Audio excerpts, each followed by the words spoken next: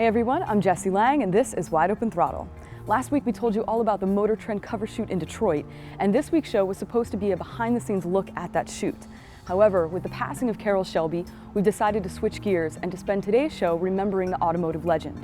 So today we're at Shelby International headquarters in Los Angeles to take a look at his private collection and to check out some cars that most of the general public has never before seen. Like the Shelby Series 1. This is a car that Shelby built from the ground up, and only 248 were ever made. Or the Shelby Cobra. This was the last car off the production line in Venice. It was recently appraised at $3 million. Or the GT500. This was the car on the cover of the last Need for Speed game. It was modified at a plant in Vegas and now produces roughly 800 horsepower. It will be auctioned off sometime later this year. And then there's the classic Shelby Mustang GT500. Though you're likely familiar with Shelby's many automotive achievements, there's a lot about the muscle car icon you may not know. Carroll Shelby was born in 1923 in the small town of Leesburg, Texas. Although at age 10 he was diagnosed with a heart murmur, after high school he became a flight instructor with the U.S. Air Force during World War II and trained bomber pilots. When the war ended, he tried his hand at many things. He started a dump truck company, worked in the oil business, and ran a chicken farm. And he also began racing. I started driving them on dirt tracks down in Texas. And after a while, I worked my way up to sport car driving. That was it for me. The sport car circuits with their constantly changing conditions offered the challenge, the kicks I was after. As the story goes, he was splitting his time between chicken farming and auto racing, and once while en route to the track, he didn't have enough time to change out of his bib overalls. That day, he got more attention for his outfit than for winning the race. From then on, he wore them to every race, and his overalls became his signature. After his second brood of chickens died of disease, Shelby shifted his focus entirely on racing, and by 1952 had earned a degree of recognition after several promising performances behind the wheel of a Jaguar XK120.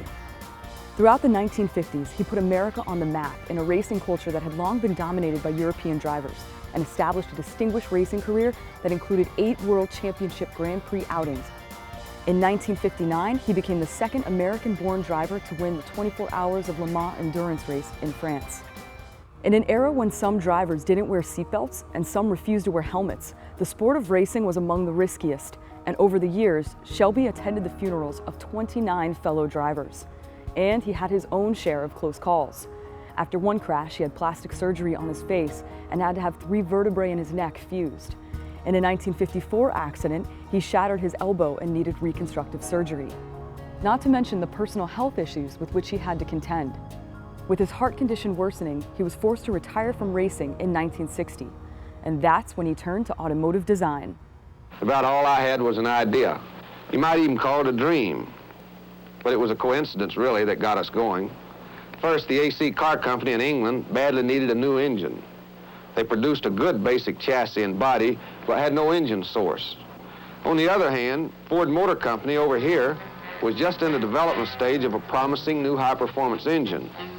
Well, after a lot of talking, I got a hold of some bodies from the AC people, and Ford agreed to help me build a new sport car I call the Cobra. The rest is in the record books. The new Ford-powered Cobras beat just about everything in sight. Yet this iconic high-performance sports car was just the first of many.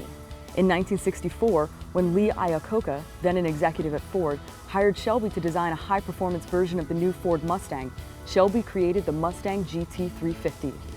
He also helped develop the Ford GT40 race car and became the only man to win Le Mans as a driver, a team owner, and an automotive engineer. Throughout the 1970s, Shelby began other business ventures and spent much of the decade living in Botswana, Angola, and the Central African Republic, running a safari business and dealing in diamonds. He also owned radio stations, motels, and cattle ranches. In 1975, he even provided the startup money for the Chili's restaurant chain, which began in Dallas. In 1982, Iacocca, who was then at Chrysler, enticed Shelby back into the automotive business with the challenge of designing a new line of Dodge sport cars, including the Viper. Eventually, Shelby put updated models of his classic Cobra back into production, and just 5 years ago, again worked with Ford to design a new Ford Mustang GT500. We had a great relationship many years ago, and here we are together working on the projects again together, and I can't tell you how proud I am to be a part of. You know, Ford's a family. Ford, there's a Ford still running it. There's a Ford name up there, but there's a Ford still running it. The Ford family is still involved. So I feel very, very comfortable with Ford, and I'm just tickled to death to be back and with a new Mustang that we're looking at here today. God, as a NASCAR boy, I say that's awesome. Carroll Shelby's life was one of highs and lows. He had seen both poverty and wealth, had hauled garbage and traded diamonds. He set records in the world of racing, but had a failing heart that forced him to stop.